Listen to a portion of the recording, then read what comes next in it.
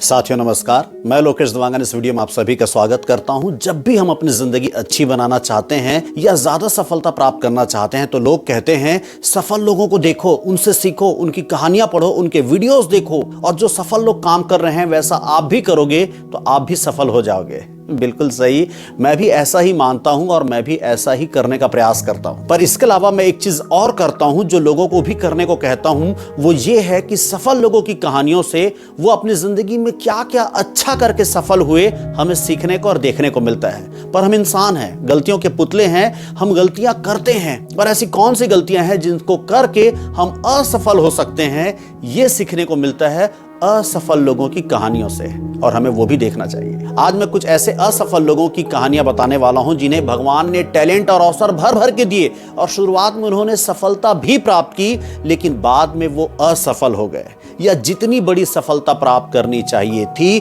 उतनी बड़ी सफलता प्राप्त नहीं कर पाए। बस आपको करना क्या है, इस पूरे वीडियो को ध्यान से देखें और हो सके तो कुछ सीखने का प्रयास करें, और कुछ अच्छा लगे तो लाइक करें, सब्सक्राइब करें, शेयर करें और इस बार बेल आइकॉन जरूर दबाएं। विनोद कांबली। सचिन तेंदुलकर और विनोद कांबली बचपन के दोस्त थे, साथ में स्कूल क्रिकेट खेलना शुरू किए और स्कूल क्रिकेट में सन 1988 में 664 रन की नॉट आउट पार्टनरशिप खेली, जिसमें सचिन तेंदुलकर ने 326 रन और विनोद कांबली ने 349 रन बनाए। कुछ लोगों का मानना है कि विनोद कांबली सचिन तेंदुलकर से ज्यादा टैलेंटेड खिलाड़ी थे। रणजी ट्रॉफी के पहले ही मैच के पहली गेंद में छक्का।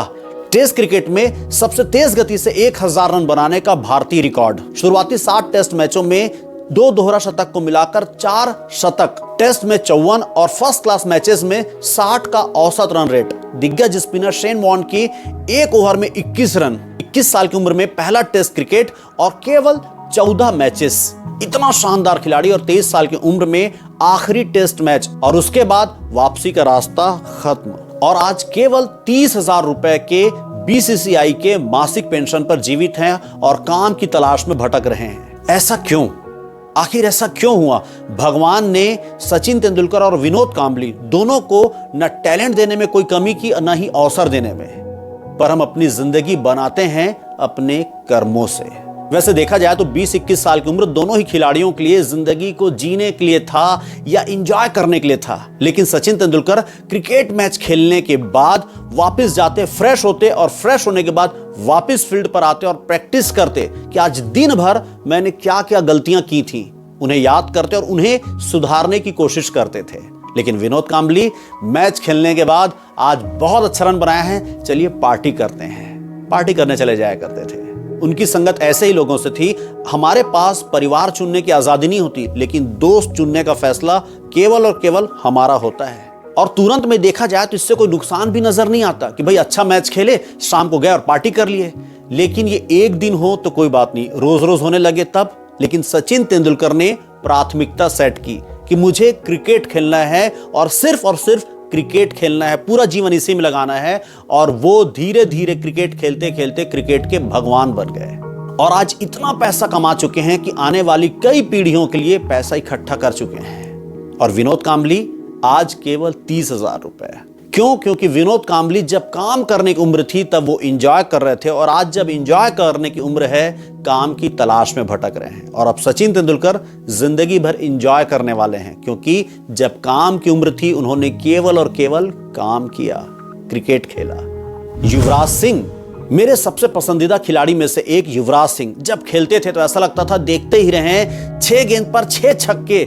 आप सभी लोगों ने वो शायद क्रिकेट मैच देखा होगा, नहीं देखा है तो आज भी इंटरनेट पर वायरल है। 6 गेंद पर 6 छक्के मारकर 36 रन बनाए थे। युवराज सिंह मजबूत इंसान, कैंसर सर्वाइवर। देखा जाए तो उन्होंने अपनी जिंदगी में अच्छी सफलता हासिल की है, पर जितना टैलेंट और अवसर भगवान ने उन्हें दिया था उतनी बड़ी सफलता वो हासिल नहीं कर पाए। आप सभी ने MS धोनी फिल्म देखी होगी, उसमें युवराज सिंह जब खेलते और उनकी पर्सनालिटी ऐसी थी कि उनको देखकर महेंद्र सिंह धोनी की टीम हार जाती है और महेंद्र सिंह धोनी का सिलेक्शन नहीं होता है। और आप सबको पता है कि फर्स्ट क्लास मैचेस में युवराज सिंह का सिलेक्शन पहले हुआ था और धोनी का बहुत बाद में, जबकि युवराज सिंह महेंद्र सिंह धोनी से उम्र में थोड़े छोटे भी हैं। पर महेंद्र सिंह धोनी हमेशा केवल और केवल फोकस्ड थे अपने खेल पर, और युवराज सिंह दिखने में हैंडसम, गोरे चिट्टे, चार्मिंग पर्सनालिटी, आकर्षक पर्सनालिटी।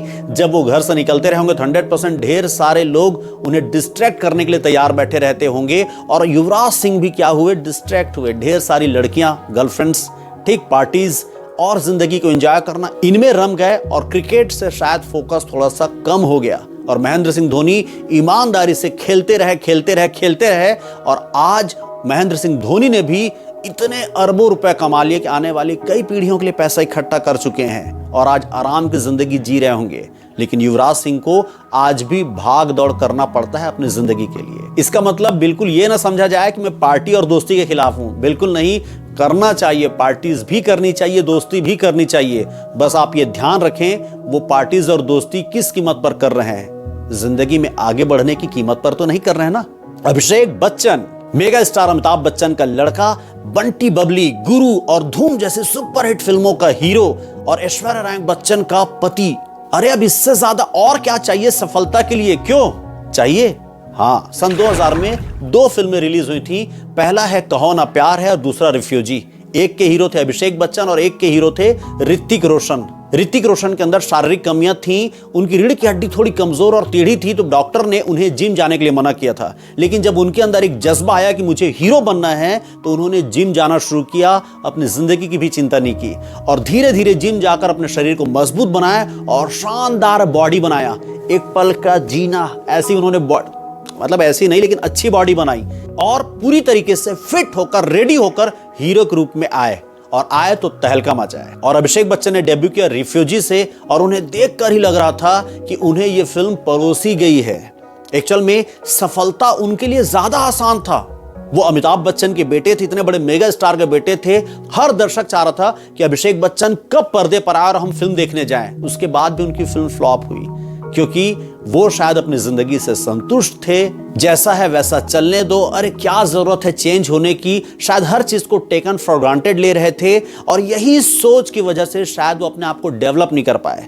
इतनी सुविधाएं होने के बाद भी अपने आप को हीरो जैसे फिजिकली फिट नहीं कर पाए। उनके अंदर एक्टिंग की कोई कमी नहीं थी। गुरु फिल्म अगर आपने देखा होगा, बेहतरीन एक्टिंग किया उन्होंने, लेकिन फिर भी वो सफलता हासिल नहीं कर पाए क्योंकि उन्होंने उस लेवल की मेहनत नहीं की। एक एक्टर के अंदर जो जुनून होना चाहिए वो जुनून उनके अंदर शायद थोड़ी सी कम है। इसलिए आज ऋतिक रोशन जितनी बड़ी सफलता प्राप्त कर चुके हैं, अब अभिषेक बच्चन उतनी बड़ी सफलता अपने सपने में भी नहीं सोचते होंगे। हाँ, अभिषेक बच्चन की एक उपलब्धि है और रहेगी जिसकी वजह से वो जिंदगी भर जाने जाएंगे और वो है अमिताभ बच्चन का लड़का और ऐश्वर्या राय का पति अभिषेक बच्चन, अनिल अंबानी। भारत के सबसे अमीर घराने का लड़का, देश की सबसे बड़ी कंपनी, अमीर कंपनी का मालिक अनिल अंबानी, जोश और जुनून का मालिक अनिल अंबानी। धीरू भाई अंबानी की मृत्यु के बाद जब सन 2005 में रिलायंस कंपनी का बंटवारा हुआ तो अनिल अंबानी शुरुआती दौर में मुकेश अंबानी से तेज गति से आगे बढ़े। उनकी संपत्ति और उनका पैसा मुकेश अंबानी की संपत्ति और पैसे से तेजी से आगे बढ़ने लगा और शुरुआत में अनिल अंबानी देश के